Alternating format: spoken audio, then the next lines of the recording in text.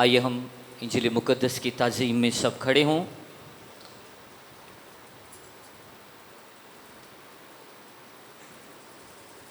और मुक़द्दस यूहन्ना की मार्फत लिखा गया इंजीली बयान, उसका 9वां बाब और उसकी पहली आयत से पढ़ना शुरू करेंगे। मुक़द्दस यूहन्ना की मार्फत लिखा गया इंजील बयान 9वां बाब और उसकी पहली आयत से। फिर उसने जाते वक्त एक शख्स को देखा जो जन्म का अंधा था, और उसके शागिर्दों ने उससे पूछा कि ए रब्बी, किसने गुनाह किया था जो ये अंधा पैदा हुआ, इस शख्स ने या इसके माँ बाप ने? यीशु ने जवाब दिया कि ना उसने गुनाह किया था ना इसके माँ बाप ने, बल्कि ये इसलिए हुआ कि खुदा के काम उसमें ज़ाहिर हों। जिसने मुझे भेजा है, हमें उसके काम दिन ही दिन को करना ज़रूर है। वो रात आने वाली है जिसमें कोई शख्स काम नहीं करता। जब तक मैं दुनिया में हूँ, दुनिया का नूर हूँ। ये कहकर उसने ज़मीन पर थूका और थूक से मिट्टी सानी, और वो मिट्टी अंधे की आंखों पर लगाकर उससे कहा, जा शेलोख, जिसका तर्जुमा भेजा हुआ है, कि हौज़ में धो ले। बस उसने जाकर धोया और बीना होकर वापस आया। इंजील मुक़द्दस के पढ़े और सुने जाने पर उसकी ख़ास बरकत हो। खुदावंद का शुक्र हो। तशरीफ़ रखिए।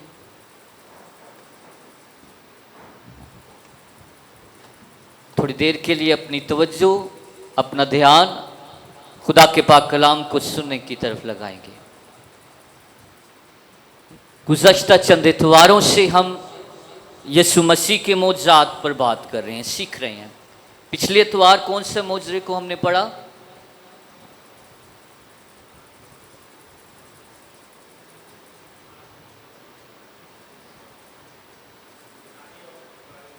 जी, केनानी औरत, उसके ईमान पर जितने वार चले उस पर हम गौर खोज किया, और उसने खुदा यीशु मसीह ने उसकी बेटी को शिफा दी। ये मौजज़े हम इन दिनों क्यों पढ़ रहे हैं? ये तो हम छोटे होते से सुनते आ रहे हैं सारे मौजज़े। आप कहेंगे कोई नई बात नहीं, असी ते मौजज़े सुने ने, कितनी दफ़ा सुने ने, लेकिन शायद जिस तरीके से यीशु मसीह के मौजज़ात को पढ़ना और सीखना चाहिए, उस तरह से हम नहीं सीखते, उस तरह से हम इनको नहीं पढ़ते। और जो कहानियाँ हमने सुनी हैं वो बस हमें याद ही हैं, लेकिन इससे क्या सीखा है हमें ये याद नहीं है। 3 मकसद हैं कि हम मौजज़ों को दोहराते हैं, सीखते हैं और पढ़ते हैं। पहला मकसद ये है कि ईमान की बढ़ोतरी हो। जब जब भी मौजज़ात को हम सीखते सुनते हैं जो यीशु ने किए हैं, तो हमारा ईमान बढ़ता है, हमारा ईमान जो है वो इंक्रीज होता है, आगे जाता है। और दूसरा, हमारा उस पर तवक्कुल और भरोसा और बढ़ता है, हम और भरोसा करते हैं मौजज़ात को सुनकर।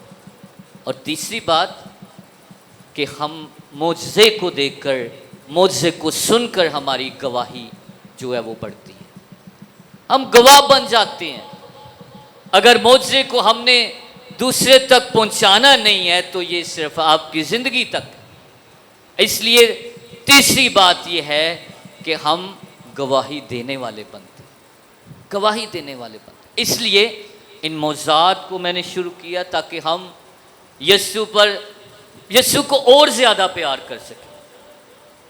किसी दी खूबी सुन के तो की हुंदा है, असी और ज़्यादा ओदी इज्जत ते ओदे नाल प्यार करना शुरू कर दें। आज का मौजज़ा बड़ा खूबसूरत है। और कौन सा मौजज़ा पढ़ा गया है? जन्म के अंधे को शिफा देना। सारे मिलके कह देवांगे एक दफ़ा, जन्म के अंधे को शिफा देना। मेरे अजीज़ों, बाइबल मुक़द्दस में 2 ऐसे अंधे हमें मिलते हैं। और कौन सा मौजज़ा है अंधे के बारे में? अंधा अंधा बरतलमाई।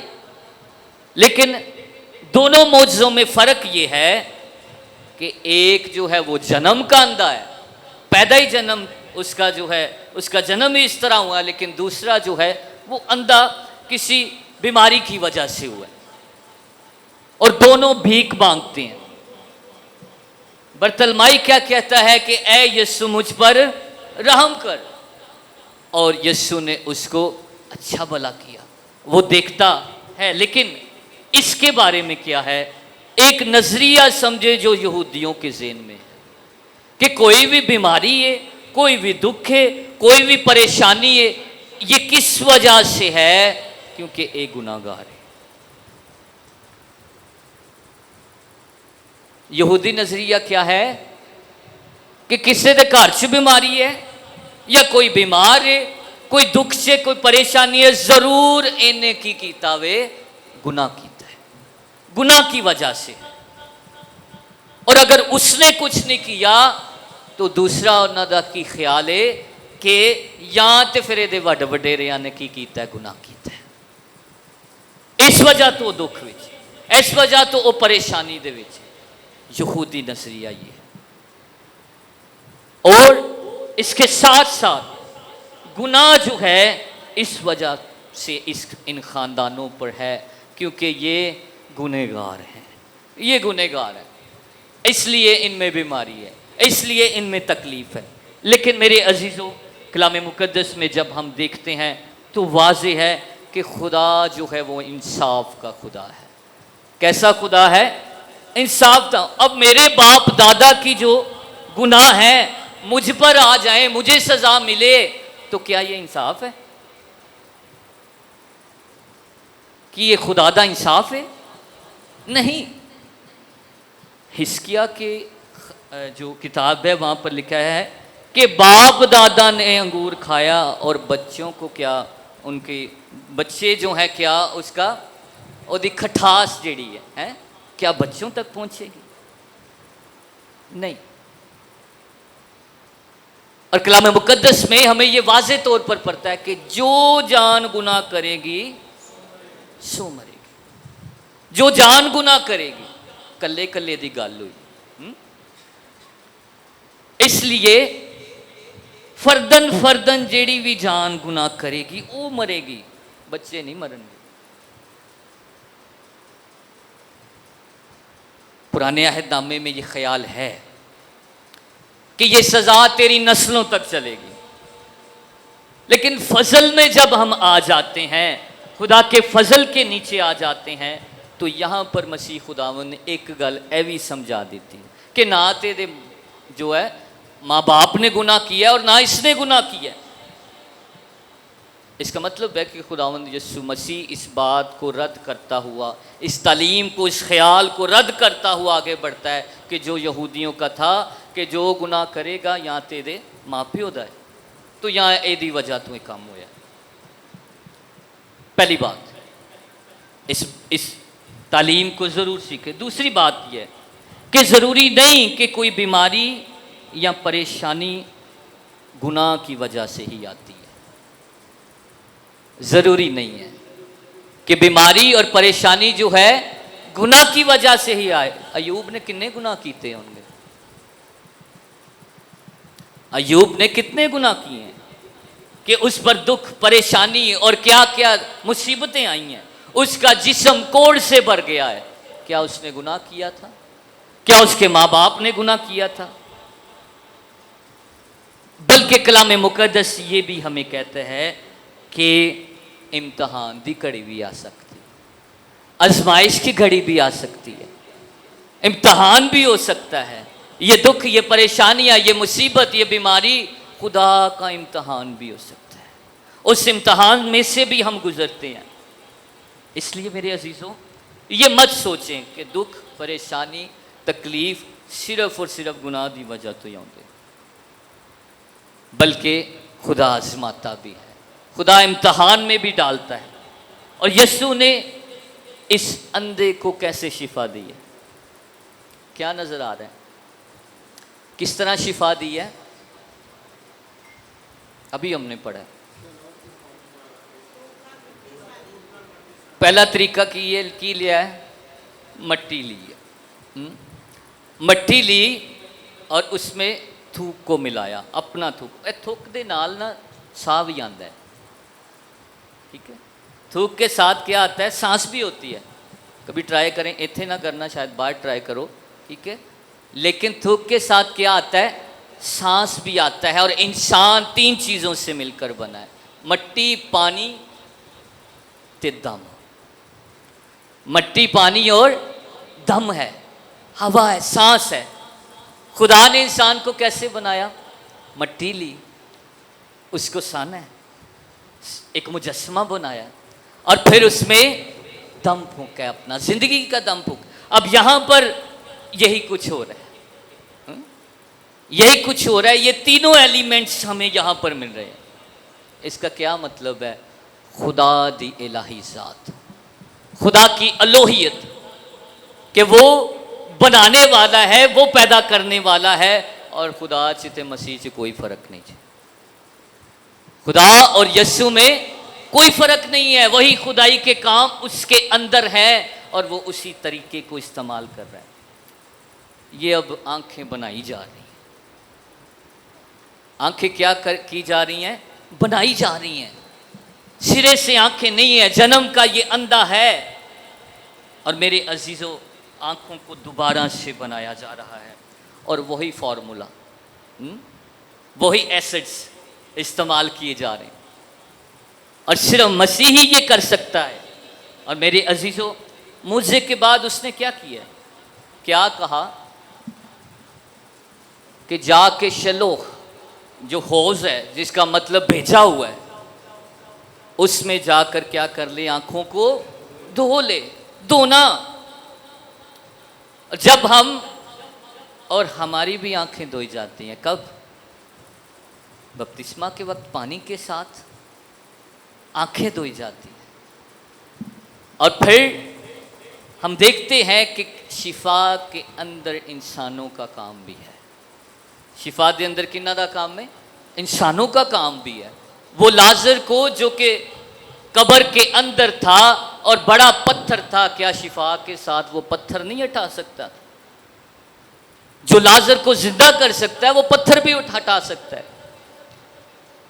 लेकिन उसने इसको भी कहा है, जन्म के अंधे को भी कहा है कि जाकर अपनी आंखों को धो ले, पानी से धो ले। इंसानों का काम शिफा के अंदर, जो लोग इंसान कर सकते हैं वो इंसान करें, जो काम खुदा कर सकता है वो खुदा करे। असी दुआ तो कर सकते हैं शिफा वास्ते, हम दरख्वास्त तो कर सकते हैं, जो हमारे काम है हम वो करें। और इसी तरह मेरे अजीज़ों, जब मौजा हो जाता है, जब वो देखने लगता है, जब खुदा की कुदरत उसमें ज़ाहिर हो जाती है, तो ये शख्स जो शिफा पाता है, हमने इस पूरे को नहीं पढ़ा, ये पूरा हवाला पढ़ें, 15 और 16 आयात हैं। इसमें क्या लिखा है, 3 स्टेजेस हैं। पिछले इतवार जो हमने मौजे को देखा, उसमें वो ईमान औरत खुद लेकर आई है, लेकिन शिफा के बाद इस बंदे का ईमान डेवलप होता है। दोनों तरीके हैं, ईमान ना भी शिफा मिलती है, तो कई दफ़ा शिफा जो है हासिल करने के बाद ईमान जो है वो ग्रो करता है। इस शख्स की स्टेजेस देखें, इसने शोर डाला है, लोगों ने इसको देखा और लोगों ने इसको पहचाना और आपस में बातें करने लगे कि क्या ये वही शख्स नहीं जो अंधा था और भीख मांगता था? उससे पूछा गया, किसने तुझे शिफा दी? उसने बोला, मैं नहीं जानता। पहली स्टेज। कई दफ़ा हमारी ज़िंदगी में शिफा का काम हो रहा होता है तो ऐसी नहीं जानते किसने किया, हम उससे वाकिफ़ नहीं होते। गैर कौम की आप मिसाल लें, वो खुली तौर पर नहीं जानते वो कौन है, लेकिन खुदावंद उनमें काम करता है कि नहीं, शिफा होती है कि नहीं, वो छुड़ाए जाते हैं कि नहीं, लेकिन खुली तौर पर वो अभी उनका ईमान डेवलप नहीं। इसी तरह ये शख्स पहली स्टेज क्या कहता है, मैं नहीं जानता उससे वो कौन है। फिर फकी फरीसी उससे पूछते हैं, बड़ी अदालत लगी है इस मौज से, उसके माँ बाप से पूछा जाता है, वो भी डर के मारे क्या कहते हैं कि अभी ये बालग है, हो गया है और ये खुद ही अपनी गवाही देगा। लेकिन हाँ, हम इतनी गवाही देते हैं कि ये शख्स जन्म का अंधा था, हमारा बेटा जो है जन्म का अंधा था। लेकिन अब ये चूंकि बालग है, ये अपनी गवाही खुद दे सकता है। डर भी गए उसके माँ बाप। जब फरीसियों ने पूछा तो उसने क्या कहा, हाँ एक नबी ने मुझे शिफा दी है। पहले क्या कहता है, मुझे नहीं पता, फिर क्या कहता है कि ये एक नबी है। और जब मसीह से दोबारा उसका टकरा होता है तो फिर वो इकरार करता है कि तू जिंदा खुदा का बेटा मसीह है। मसीह है। 3 स्टेजेस है। जब ईमान बढ़ रहा होता है, जब ईमान डेवलप हो रहा होता है, जब ईमान की तरक्की हो रही होती है, तो मेरे अजीज़ों, ये शिफा से पहले भी हो सकता है, शिफा के बाद भी हो सकता है, बाद भी हो सकता है। बाज़ लोग बड़ा टक लगा के बैठे होंगे, भाई ईमान तो बगैर शिफा नहीं है। लेकिन फ़र्क हैं चीज़ें, हमने इनको फ़र्क देखना है। इसका ईमान बाद में डेवलप हुआ, इसलिए याद रखें कि यहाँ पर जो ये अंधा है, मेरे अजीज़ों, हमें बहुत कुछ सिखाता है। इसके बाद इसने क्या किया, खुदावंद अपने खुदा को सिजदा किया है, उसकी इबादत की है और उसकी गवाही भी दी है। अगर कोई मौजज़ा हासिल करके गवाही नहीं ना देता तो समझे हम खुदावंद के शुक्रगुजार नहीं, वो शख्स खुदा का शुक्रगुजार नहीं। और मसीह खुदावंद ने एक और बात इसको कही कि अब जा, तेरे गुनाह भी माफ़ किए गए। क्या हुआ, गुनाह भी तेरे जो है माफ़ किए गए। मेरे अजीज़ों, ये जन्म का अंधा हमें पहली बात खुदावंद यसु मसीह की कुदरत को जाहिर करता है कि उते जन्म दियां भी बीमारियां नू ठीक कर सकता है, क्योंकि वो कादर मुतलिक है, वो बनाने वाला है। जब सब कुछ बन रहा था तो खुदा के साथ था। ज़मीन और आसमान उसी के वसीला से पैदा हुई हैं। इसलिए खुदा की कुदरत को, खुदा की ताकत को, खुदा की जो कुव्वत जो उसके अंदर है, इसको छोटा ना समझे, इसको कम ना समझे, बल्कि अपना तवक्कुल, अपना भरोसा, अपना ध्यान खुदावंद अपने खुदा पर लगाकर उसके आगे जो है अपनी दरख्वास्त को पेश करे। वो खुद भी मदाखलत करता है। और ये मौजज़ा कब हुआ है, सब्बत वाले दिन। किस दिन हुआ? अब यहूदी जो है सब्बत के दिन खाना भी नहीं बनाते थे। उनकी चप्पल पर अगर कोई लोहा है तो वो चप्पल भारी जो है वो उठा पहनते नहीं थे, क्योंकि वो सब्बत का इस कदर एहतराम करते थे कि हमने कोई काम नहीं करता। और मसीह पर इल्ज़ाम ये लगता है कि इसने सब्बत वाले दिन क्या किया, मौजज़ा किया, मौजज़ा किया। और यही वो मौजज़ा है, एक इल्ज़ाम, यही वो मौजज़ा है जो उसकी मौत तक लेकर गया है। कि ये अपने आप कहता है कि मैं तो सब्बत का भी मालिक, सब्बत का भी मालिक। लेकिन मेरे अजीज़ों, मसीह खुदावंद ने सब्बत वाले दिन इस जन्म के अंधे को बिनाई देकर ये साबित किया कि नेकी का कोई दिन नहीं होता, नेकी का कोई दिन नहीं है।